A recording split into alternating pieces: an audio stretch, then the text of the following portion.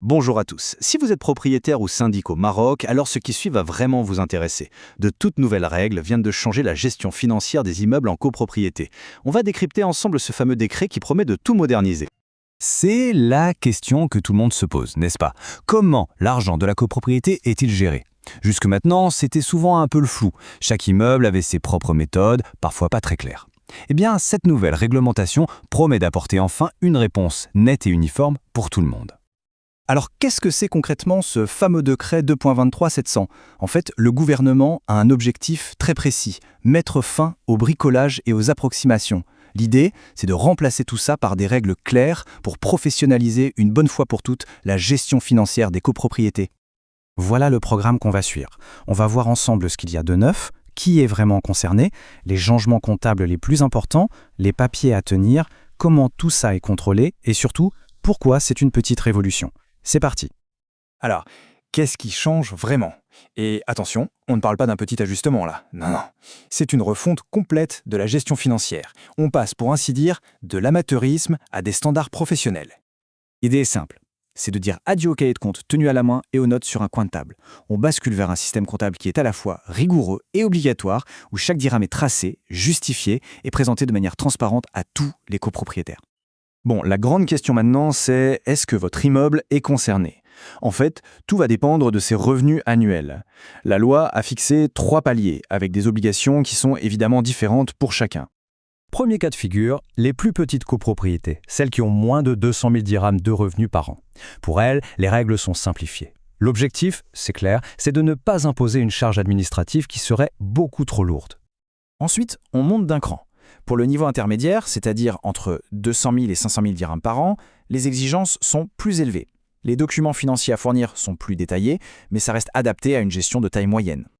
Et enfin, pour les grandes copropriétés, celles qui dépassent les 500 000 dirhams de revenus, là, c'est le grand jeu. Conformité totale. Elles doivent appliquer l'intégralité des nouvelles normes comptables sans aucune exception. Maintenant qu'on sait qui est dans le viseur, voyons ce qui change concrètement dans la compta au jour le jour. Et c'est là que les choses deviennent vraiment intéressantes, même si c'est un peu technique. C'est un vrai changement de philosophie. Fini la compta de caisse où on note une dépense seulement quand l'argent sort physiquement du compte, on passe à ce qu'on appelle une comptabilité d'engagement, qui est bien plus précise, avec des documents standardisés et un principe clé, la partie double. La comptabilité d'engagement, qu'est-ce que c'est au juste? Imaginez une facture d'électricité. La dépense est enregistrée pour le mois où on a consommé l'électricité, même si on paie la facture le mois d'après. Ça donne une vision beaucoup plus juste et en temps réel de la santé financière de l'immeuble. L'autre pilier, c'est cette fameuse comptabilité en partie double, ou al-qaïd al-muzdawaj.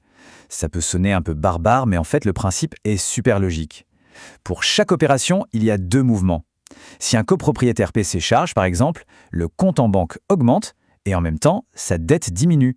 C'est un système d'équilibre qui empêche les erreurs. C'est un vrai gage de sécurité. D'accord, la théorie c'est bien beau. Mais en pratique, quels sont les documents que le syndic doit obligatoirement tenir à jour à partir de maintenant? Il y a 3 registres qui deviennent, incontournables. D'abord, le livre-journal, pour noter toutes les opérations jour après jour. Ensuite, le grand livre, pour les classer par catégorie, entretien, salaire, etc. Et enfin, le livre d'inventaire, pour faire le bilan complet à la fin de l'année. Et le processus, il est assez logique, vous allez voir. D'abord, on enregistre chaque transaction dans le journal, ensuite on reporte cette information dans les bons comptes du grand livre, et à la fin de la période, on se sert de tout ça pour générer des rapports financiers clairs, comme le bilan. Pour que tout soit bien rangé, le décret impose aussi un plan comptable. C'est un peu comme un catalogue qui classe toutes les opérations dans des catégories bien précises. Les charges, qu'on appelle takalif, les produits, aïdat, les dettes, les créances et les fonds de réserve. Le but, c'est que tout le monde parle le même langage et que les comptes soient faciles à comprendre pour tous. Avoir des règles, c'est une chose. S'assurer qu'elles sont bien appliquées, c'en est une autre. Et c'est pour ça que le décret a prévu de nouveaux mécanismes de contrôle et de vérification. Et là, attention, il y a un chiffre clé à retenir. 1 million de dirhams. Pour les syndicats qui dépassent ce seuil de revenu annuel, un audit par un expert externe devient obligatoire. Cet expert va vérifier que les comptes sont justes et sincères. C'est une garantie vraiment précieuse pour tous les copropriétaires. Et bien sûr, la transparence, ça passe aussi par le fait de garder des traces. La loi oblige maintenant à conserver toutes les pièces justificatives, que ce soit les factures, les reçus, les contrats, pendant au moins 5 ans. C'est la clé pour pouvoir vérifier les comptes plus tard ou pour régler un éventuel conflit.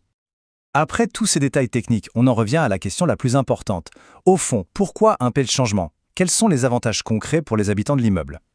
Parce que, au final, ce n'est pas juste pour ajouter de la paperasse. Pas du tout. Les bénéfices sont très directs. D'abord, plus de transparence, pour savoir exactement où va l'argent. Ensuite, une responsabilité claire, ce qui limite les abus et les conflits. Ça permet aussi une meilleure planification des travaux et surtout, ça protège la valeur de l'investissement immobilier grâce à une gestion saine et pro. Alors, la question qu'on peut se poser pour finir, est-ce que ces règles vont vraiment mener à une meilleure gestion? Sur le papier, ce décret a tout pour améliorer la vie dans les copropriétés au Maroc. C'est sûr, l'adaptation va demander des efforts, mais le potentiel est là, des relations plus sereines entre voisins et un patrimoine mieux valorisé. C'est un grand pas vers plus de professionnalisme. Merci de votre attention.